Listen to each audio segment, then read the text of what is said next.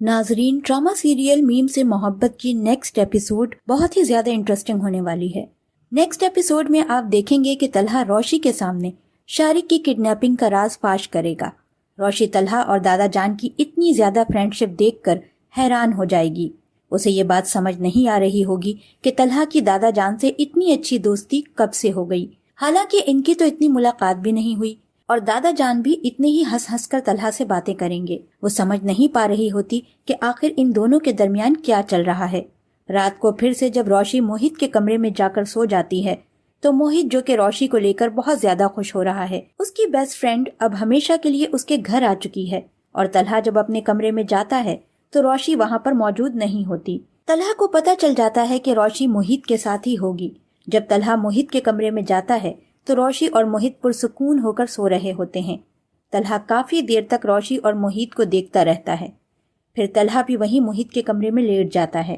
طلحہ جب روشی کو موہت کے ساتھ اتنا زیادہ اٹیچ دیکھتا ہے تو وہ سوچتا ہے کہ اس نے روشی کے ساتھ شادی کر کے ایک بہت ہی اچھا فیصلہ کیا ہے، کیونکہ اگر وہ سبیکا سے شادی کرتا تو سبیکا کبھی بھی اس طرح موہت کا خیال نہیں رکھ پاتی، اور موہت بھی کبھی سبیکا کو ایکسیپٹ نہیں کر پاتا۔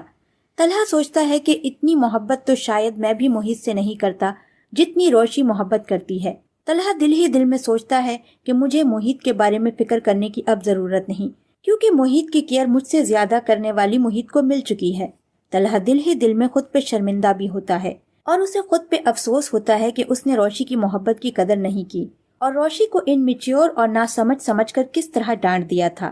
طلحہ سوچتا ہے کہ میں غلط تھا کہ روشی اپنے بچپنے کی وجہ سے موہت سے اٹیچ ہو چکی ہے اور اپنا ٹائم پاس کر رہی ہے، لیکن یہ موہت سے اتنی محبت کرے گی مجھے اس بات کا اندازہ نہیں تھا۔ طلحہ کافی ٹائم تک روشی کو اتنا پرسکون سوتا دیکھ کر خوش ہو رہا ہوتا ہے۔ طلحہ کو روشی سے مزید محبت ہوتی جا رہی ہے۔ وہ سوچتا ہے کہ جس لڑکی کو میں اتنا انمیچیور سمجھتا تھا وہ اتنی زیادہ سمجھدار ہے، مجھے اندازہ ہی نہیں تھا۔ اور پھر طلحہ وہیں موہت کے بیڈ پر ہی سو جاتا ہے۔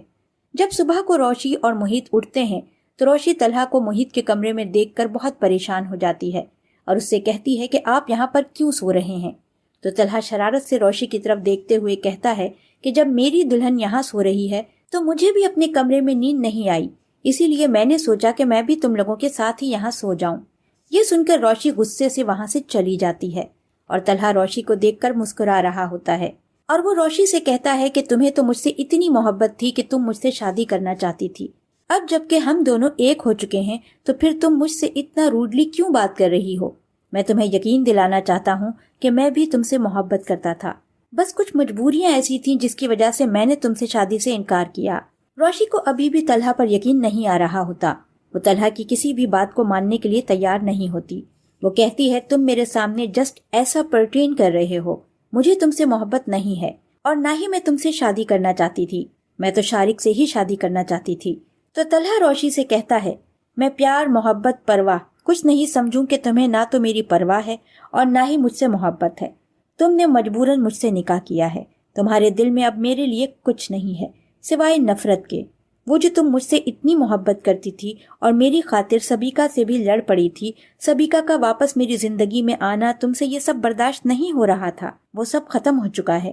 طلحہ روشی سے کہتا ہے کہ کیا تم مجھے میرے اس رویے پر معاف نہیں کر سکتی؟ جس پر روشی طلحہ سے کہتی ہے میرے دل میں تمہارے لیے کچھ نہیں ہے، نہ محبت نہ نفرت، تم میرے لیے اتنے امپورٹنٹ نہیں ہو۔ روشی کہتی ہے تم نے مجھے جس طرح سے ڈیگریڈ کیا تھا، میری بھی کوئی سیلف ریسپیکٹ ہے، میں یہ جانتی ہوں کہ تم نے مجھ سے نکاح کر کے مجھ پر اور میرے گھر والوں پر احسان کیا ہے، اور مجھے آپ کی یہ ہمدردی نہیں چاہیے۔ طلحہ روشی کی یہ بات سن کر بہت زیادہ ڈسٹرب ہو جاتا ہے۔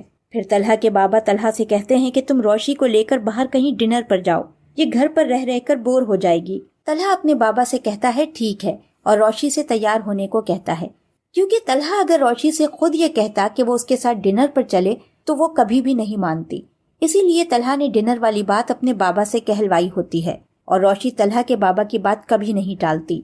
اس طرح روشی اور طلحہ دونوں ڈنر پر چلے جاتے ہیں۔ طلحہ روشی کو اسی ریسٹورنٹ لے کر جاتا ہے جس جگہ پر پہلے شارق اسے لے کر گیا ہوتا ہے۔ طلحہ اور روشی بیٹھے ہوتے ہیں۔ طلحہ روشی کو ادھر ادھر دیکھتا ہوا دیکھ کر کہتا ہے کیا تمہیں کچھ یاد آ رہا ہے اس جگہ پر آ کر؟ جس پر روشی کہتی ہے کہ کیا آپ نے میرے پیچھے جاسوس چھوڑ رکھے تھے کہ آپ کو میرے ہر جگہ آنے جانے کی خبر ہوتی ہے؟ طلحہ روشی سے کہتا ہے کہ تم شارق کے ساتھ اسی ریسٹورینٹ میں آئی تھی اور تم اس جگہ پر بیٹھی تھی، جس پر روشی ایک دم سے اس جگہ کو دیکھتی ہے اور پریشان ہو کر طلحہ کو دیکھتی ہے تو طلحہ روشی سے کہتا ہے میں اسی جگہ بیٹھا ہوا تھا، میں نے جب تمہیں شارق کے ساتھ دیکھا تو تم بہت زیادہ اپسیٹ اور اداس تھی اور چپ چپ سی تھی، شارق کا گھٹیا پن اور مکاریاں اس کے چہرے پر واضح تھیں، میں نے تم لوگوں کی ساری باتیں سن لی، وہ تمہیں کس طرح سے ڈرا اور دھمکا رہا تھا اور تمہاری ویڈیوز کے حوالے سے تمہیں کس طرح بلیک میل کر رہا تھا، اور تم خاموش بیٹھی کس طرح سے اس کی باتیں سن رہی تھی اور پریشان بیٹھی تھی۔ روشی جب طلحہ کے منہ سے یہ سب سنتی ہے تو وہ خاموش ہو جاتی ہے۔ پھر طلحہ روشی سے کہتا ہے کہ میں حقیقت جان چکا تھا کہ تم شارق سے کیوں شادی کرنا چاہتی ہو، کیونکہ وہ تمہیں ان ویڈیوز کے حوالے سے بلیک میل کر رہا تھا اور مجھ سے تمہاری یہ اداسی اور پریشانی نہیں دیکھی جا رہی تھی، اسی لیے میں نے یہ فیصلہ اسی دن کر لیا تھا۔ جس پر روشی حیران و پریشان طلحہ کی طرف دیکھتی ہے اور کہتی ہے کون سا فیصلہ اور کیسا فیصلہ؟ جس پر طلحہ روشی سے کہتا ہے میرے پاس تمہارے لیے ایک سرپرائز ہے، کیا تم دیکھنا چاہو گی؟ تو روشی مثبت انداز میں اپنا سر ہلاتی ہے۔ پھر طلحہ اور روشی دونوں ریسٹورینٹ سے سیدھا شارق کے پاس جاتے ہیں۔ جب روشی شارق کو اتنی زیادہ بری کنڈیشن میں دیکھتی ہے تو حیران رہ جاتی ہے اور پھر وہ طلحہ سے کہتی ہے یہ یہاں کیسے؟ تو طلحہ روشی کو ساری بات بتا دیتا ہے کہ شارق کو میں نے ہی کڈنیپ کروایا تھا، یہ اس دن سے اب تک میرے قبضے میں ہے اور تمہاری تمام ویڈیوز ڈیلیٹ کر دی گئی ہیں، اور یہ سب کچھ دادا جان کو معلوم ہے کیونکہ میں نے ساری اصلیت دادا جان کو بتا دی تھی، اسی لیے اس دن دادا جان نے اپنی بیماری کا بہانہ کر کے تمہاری شادی فوراً ہی مجھ سے کروا دی، کیونکہ میں نے ہی دادا جان سے کہا تھا کہ میں تم سے شادی کرنا چاہتا ہوں۔ پھر روشی کو طلحہ اور دادا جان کی اتنی زیادہ ہنسی کی وجہ سمجھ آ جاتی ہے۔ طلحہ روشی سے کہتا ہے میں نے کسی کے کہنے پہ تم سے شادی نہیں کی، تم سے شادی کرنا میری اپنی خواہش تھی۔ روشی کبھی طلحہ کی طرف دیکھتی ہے تو کبھی شارق کی طرف، پھر روشی کو طلحہ پر یقین آنے لگتا ہے۔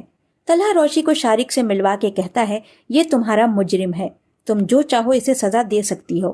شارق روشی کو دیکھتے ہی اس کے قدموں میں گر جاتا ہے اور روشی کے آگے ہاتھ جوڑ کر معافی کی بھیک مانگتا ہے، کہتا ہے کہ مجھے معاف کر دو، مجھ سے غلطی ہو گئی ہے، میں آج کے بعد تمہیں کبھی نظر نہیں آؤں گا، میرا تم سے وعدہ ہے، پلیز تم طلحہ سر سے کہہ کر میری جان چھڑوا دو۔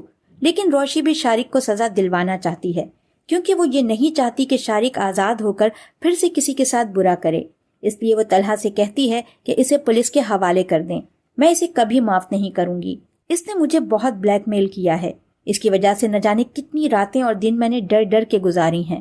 روشی شارق کو بتا دیتی ہے کہ میں تم سے شادی تو کر رہی تھی لیکن میں نے شادی کی رات ہی تمہیں مارنے کا پلان بنا رکھا تھا، اگر میری شادی تم سے ہو بھی جاتی تو تم شادی کی رات ہی ختم ہو جاتے، وہ تمہاری زندگی کی آخری رات ہوتی۔ طلحہ جب روشی کی یہ بات سنتا ہے تو وہ روشی کی طرف حیران ہو کر دیکھتا ہے۔ روشی اپنا سارا پلان طلحہ کو بتاتی ہے کہ میں اس سے اپنا بدلہ لینے کے لیے شادی کر رہی تھی۔ طلحہ اور روشی مل کر شارق کو پولیس کے حوالے کر دیتے ہیں۔ روشی کو طلحہ کی محبت پر یقین آ جاتا ہے۔